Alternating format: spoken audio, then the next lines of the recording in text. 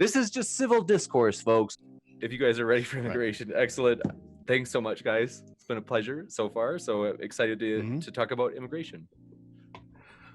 Yeah, okay. So, Sargon, would you like to take sort of the first kick here? Sure. I mean, immigration has many different layers. Layers!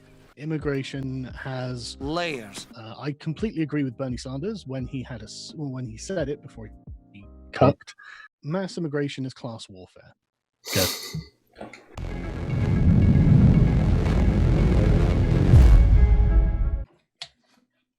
Oh, is that? I think so. Oh, okay. That's the. Oh, okay. Sure.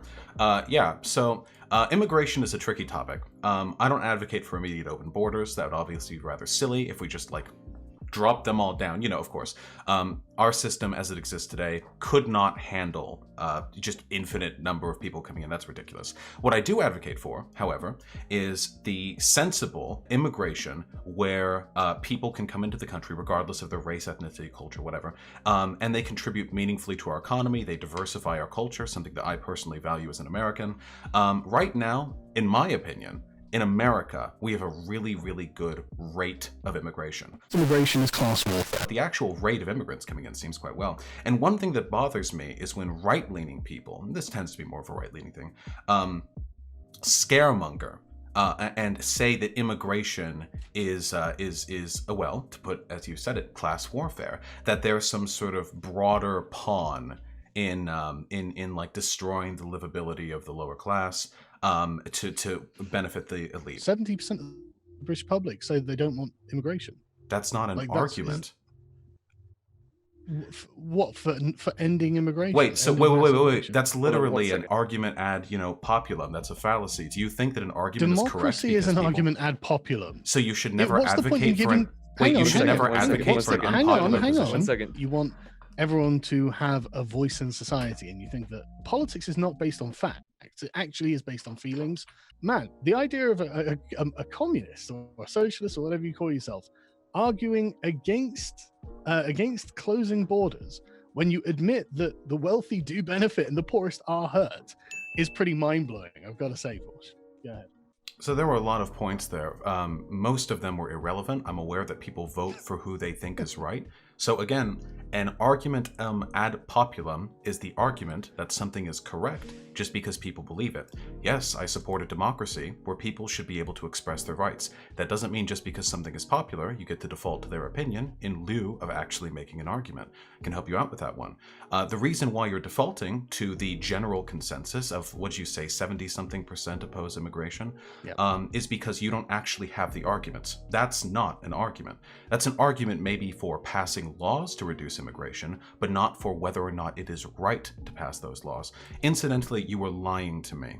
44% of people in the United Kingdom want to reduce immigration. I don't know where you got your statistic from, but the vast majority of UK residents want to either keep immigration the same as it is or allow more of it. So if we were to speak of democratic majority, Carl, I would be a little more careful with your sources. Whoa, hold on. It's okay. Yeah, we'll get to you soon. That's fine. So, with that being said, you made some dig at the end about a communist supporting a policy that would hurt people. There are 2 points that I'd like to make to that. The first being, as I said earlier, immigration is a very complicated economic problem. And I would argue that immigration actually benefits poor people, as though disproportionately less than it does the rest of the population. And when I say I would argue, what I actually mean is I have a source list of documents to annihilate any counter-argument you have in that respect. We can go down it if you would like. It's a lot of stuff. It's a very complicated piece of the pie. And as a communist, I want people to be better off, which is why I advocate for immigration, something which empirically leaves people better off. Go ahead. Thanks so much. Yeah, I don't agree with your data at all. I think immigration is a form of class warfare. I just don't like Jeremy Corbyn. I don't trust him. That's why I think it's a form of class warfare. Got it. Thanks so much. In reality, immigration, and again, this is empirical, and I noticed that Carl is very eager to avoid the empirical argument here. He's very keen on argumento ad populum. The empirical fact of the matter is that countries benefit from immigration. Yeah, that was amazing. Thank you. class warfare. So you're exploiting the lowest paid and most vulnerable in society to get the many other benefits of mass immigration. I consider this to be deeply immoral. And again, I don't know how many times I have to keep saying it. I love it when he gives me the chance to, because I'm right, so it makes me look really good. But immigration, even with the decrease to the average wage of low-paid workers, benefits low-paid workers. Considering you're a communist, I can't believe you'd actually advocate for the reduction in wages for the poorer people in society. But the fat cats... So in the future, Carl, I would appreciate it if you made arguments I hadn't already responded to, because your spiel on fat cats and hurting the poor was something I deliberately addressed in my last segment. I noticed you have no counter arguments. Did you think the audience wouldn't notice? Okay, look. Hold on. You had your moment. Hang on. No. I understand that he's upset, but that wasn't my segment. If it's okay, Carl. Okay, it's fine. But right. So again, in the future, just pretend that I'm responding to your argument. Like, imagine that you have to move the conversation beyond where you already are. Just imagine in your head so you don't keep making the same arguments. I have to. But anyway, so I've already addressed about half of your first segment, which was where you pretended that I hadn't talked about other forms of redistributive policies or how the entire country benefits, or how immigration leads to an increase in the minimum wage and federal budget, which goes towards welfare programs, and all the many, many ways in which it benefits everyone and only harms poor people in an incredibly shallow way that gets compensated for by other economic factors. I know that's all very complicated. I'm not going to just let you walk away from the fact that you are a communist who is arguing for the increase in billionaire wealth at the expense of the poorest people in society. It's immoral to exploit them to improve the size of billionaire checks. And then the thing is, from this, it drives you to necessarily have to violate people's rights, in this case, property rights. I think that this is just the wrong way to go. Thanks so much.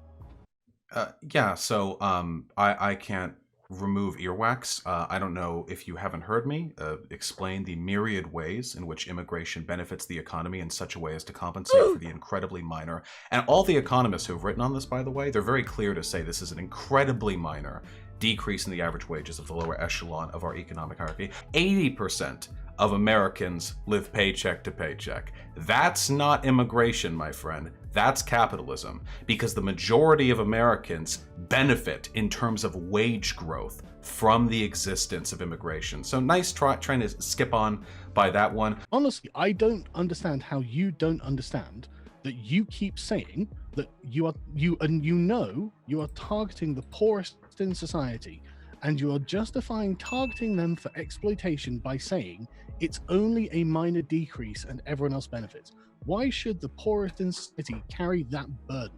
I think that richer people should go without in order to not exploit the poorest in society. And I thought I was the capitalist. So you have no leg to stand on here. Go. Right. Okay. So I've addressed the latter point like 6 times now. Yeah. So no, you haven't. What you're advocating for is Carl. It's okay. You'll get a chance again. You dare to mock me! I would look to find economic policies which can compensate those which have been hurt by these policies with the wealth, the much greater amount of wealth that we've drawn from its successes. Mass immigration has a negative effect on the wages of blue-collar workers. And a positive effect on many other people. And we can redistribute those gains, ideally. Yeah, but why would we allow a situation where these people were being hurt in the first place? Because they're being hurt and helping other people more than they are being hurt, and we can use that help to fix their hurt. But you're now fighting against them. No, we're fighting for them with policies that are meant to help them. Leads to a 2% reduction in wages. Why should they accept any reduction in wages? We've already gone over this. The money was being pulled at the top. Yes, and we can pull that money away from them. Not. Yeah, but you can't. What? What? We could advocate for lower immigrations, and that would help working men of the United States. No, it wouldn't. Yes, it would. No, it wouldn't. It might help the GDP, but that's not what I'm talking about. I agree. Right now, the problem is not with the wealth, it's with distribution. If you're so concerned about the rights of lower workers, why not push for politicians and economic policies that will help them out directly? It's not abstract. We already have lower commodity costs due to them. There are already more money being put into our social welfare programs because of them. Our economy as a whole is stronger, which benefits us in regards to investments and tax. Okay, pause. The fact that you as a Marxist think it's acceptable to hurt their economic prospects in order to somehow, and in a It very helps them. defiant way. Right, so all of the evidence that I have seen indicates that immigration hurts native workers to an extremely minor degree, but the overall economic output provided by them is much higher. You used to pretend to be a, whoa, Stop, no. And for you to then turn around and argue against the plurality of economic evidence, which suggests that there are overall economic benefits to immigration, to fucking cry in front of me and make this appeal, this emotive argument in favor of groups of people who are statistically helped more by immigration than others is ridiculous to me. I apologize if I get worked up over it. It's just I actually care about the working class, and I don't use them as a cheap, cynical ploy to get by with policies. Class, but you want their wages to go down. Except they don't. So I actually care about the working class.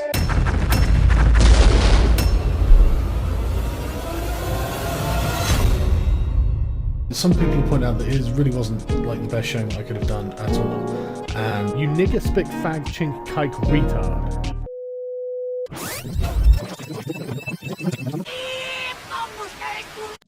Then you have this second one where it's how much would it remain the same. I'm sorry, wait, Carl. I'm not trying to. Of the quality of the thing anyway. Okay. So you can't just appeal to that. What? Especially in wait, light of wait, you cut out. You robot voice. decisively. You cut out. Can you repeat that? That is not the same thing here.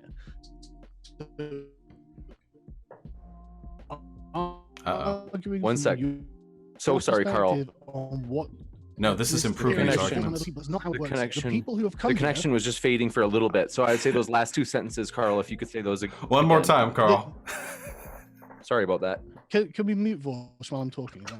VAUSH, can you do me a favor and I'm very calm. I'll chill out. Sorry. This is just civil discourse, folks. But yeah, final point. Again, he doesn't know what ethnicity means. That's fine. I'm not an ethnostater. And I think it's fitting then that Carl is so dishonest and disingenuous when he talks about the economic output or the consequences of immigration. It's not because he actually cares about the poor. His economic positions make that perfectly clear. It's because he's looking for a sort of back alley economic justification for marginalizing the people he sees as immigrants into his country. It's a very common tactic. People have been doing it for hundreds of years, and people keep falling for it too. So I mean, Godspeed to him if it keeps working, right? I don't care that they contribute to our economy or diversify our neighborhoods or whatever. I don't care about those things. Would you like to clarify that? Why? Because people don't like feeling that they are kind of losing their culture in their country. Okay, so that's a feels argument.